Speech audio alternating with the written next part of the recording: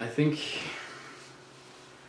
the real difference here was that I kind of went into this thing this time finally a little bit more vulnerable than I had gone in before. I kind of always left it up to other people whenever I would go to rehab or other situations. It was either out of desperation or it was out of my parents trying to send me into a rehab before things had really gotten bad, and then things were so bad that I just didn't have any other options, and I just felt like going to a rehab would make people trust me. Basically, it was always a means to an end, going to a rehab in the first place. And this time I knew that something needed to change. I don't know if you've seen it before, but I earned myself this pretty little scar from an infection, and I was in the hospital for about 2 weeks, and I kind of was in there, and I was just being nonchalant about it. I basically looked my family in the eye and was like, yeah, it's an infection, it's no big deal. And this is all the while the doctors are telling me that my arm's basically going to come off, and I have this wicked scar, and I'm just like, yeah, it's kind of cool. I didn't see the scar mattering in the long run, because there wasn't going to be a long run. I was going to have my run, and hopefully I would be dead by the end of it, which was basically what I thought. And I don't know how my family must have felt. I never talked to them about it afterwards. We kind of don't really discuss that time because it's over. I'm no longer in that place. I'm no longer in that mentality, and we can discuss the feelings behind it, but the actions themselves and the things that I did, it's like, I've made my amends, and I've made my amends by actually dedicating myself to changing a little bit, which it's so weird how that tiny bit of vulnerability, just admitting that, hey man, maybe I can't take care of this on my own. Every time I've tried to take care of this addiction thing on my own, it's always gotten me deeper into it. And it's always ended up worse. Because, it's smoke weed a whole bunch of times, get lazy, go out, drink, get too drunk, snort some coke. 3 days later, you're feeling like shit that you snorted the coke in the first place and ruined your sobriety date. Not even counting the weed and the alcohol. But you ruined your hard drug date, and you didn't even do what you wanted. So you end up smoking crack or fucking doing whatever your drug of choice is. Shooting heroin, doesn't matter. But eventually it leads there, because you let that guilt eat you up, because you know that you're going to do it again, and you might as well just do what you want to do right now. I mean, people don't really talk about the fact that, weed can lead you down that road. It leads people down that road. It's a road people go down, man. Because, that's the risk for us, especially addicts. We can't tell the difference between just having fun and using something as a crutch. And I'm kind of done looking for crutches. My crutches got me nothing but pain.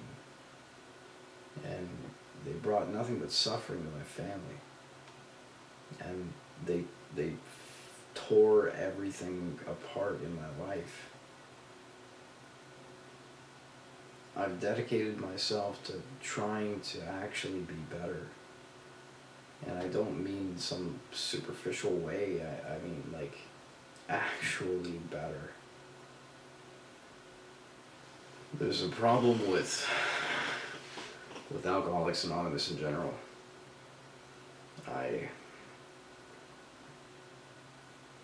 And NA and all those groups. And I think the crucial issue that separates Alcoholics Anonymous and I think the crucial issue about Alcoholics Anonymous is the fact that, you know, yeah, it does work for some people, it does work for a lot of people, but does it really even work for those people it works for? You know, there's a lot of people in those meetings, man, who are still broken because they're waiting for God to come around and fix it for them. Just resentful and conniving and bitchy and annoying and fucked up, man.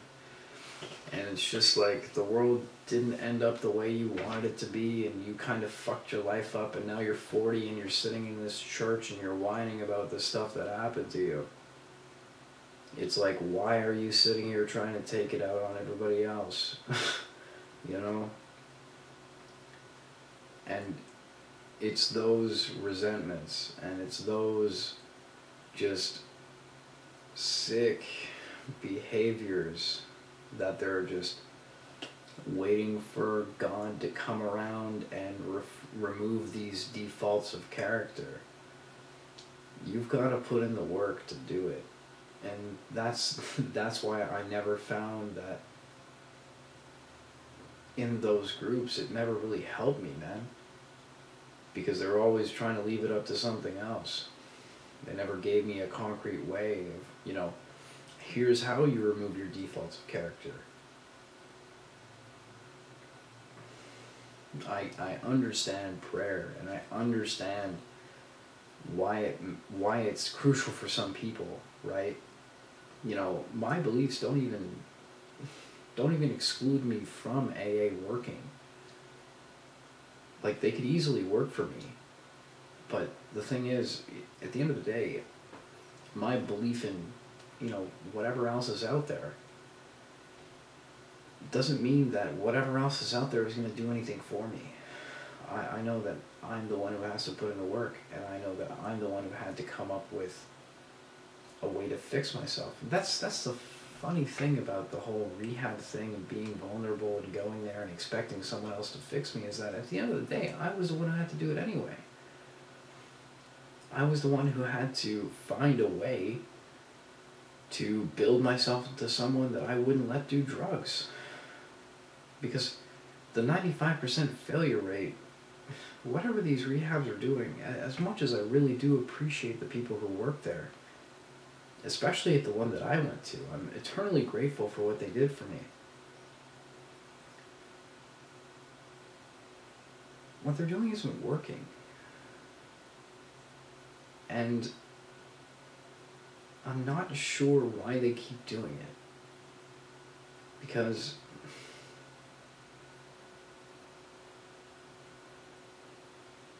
you can't just handle people with kid gloves. And that's what I saw.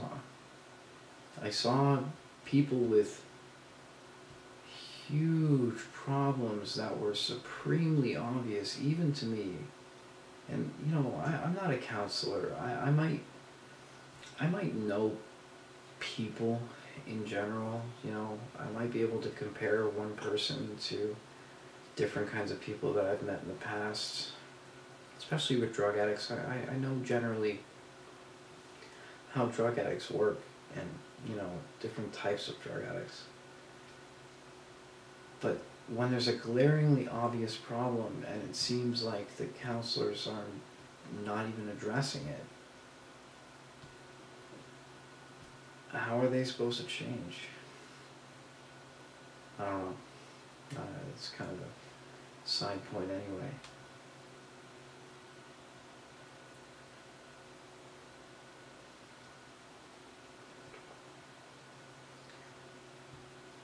think the 12 steps have a purpose. I think they express a lot of really, really good concepts, you know, fundamental, like, contemporary psychological concepts, you know, like speaking the truth, right? You're speaking the truth about yourself, letting go of the past by speaking it. You know, it's therapeutic, right, to speak about your past. Priests do the same thing. That's the original therapy right there. You know, the Catholic Church confession. It's speaking about your problems and addressing them as they are. You know, and it's addressing where you've been, and it's addressing what you've done. Saying it out loud to another person. It actually makes you acknowledge that it happened. Because you can come up with all kinds of different ways to rationalize things. And I think that there's a lot of really good things in there, but it's so loose in its way of getting better. And there's stuff in the promises in the big book, and I can't remember what that other book is called, but there's stuff in those books that I've been in meetings that they've gone over, and I've actually enjoyed it, but there was never really anything in the steps themselves that really gave everyone something to go with. And what I mean is, you know, from one sponsor you get one thing, from another sponsor you get another thing. And obviously, you know, they say to find the one that's going to fit you the best. But this is just some other guy, you know? How is he supposed to know? He's not a psychologist. Just because you guys get along